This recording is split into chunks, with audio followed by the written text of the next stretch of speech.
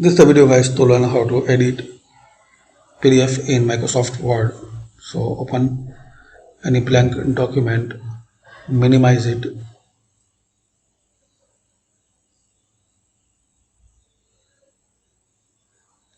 Now file and open, browse and select your PDF. Click on OK and wait for a few seconds.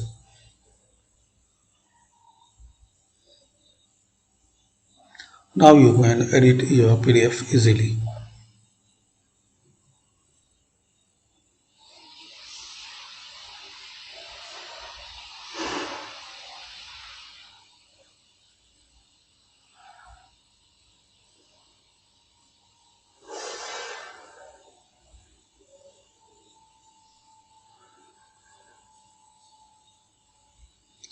So thanks for watching.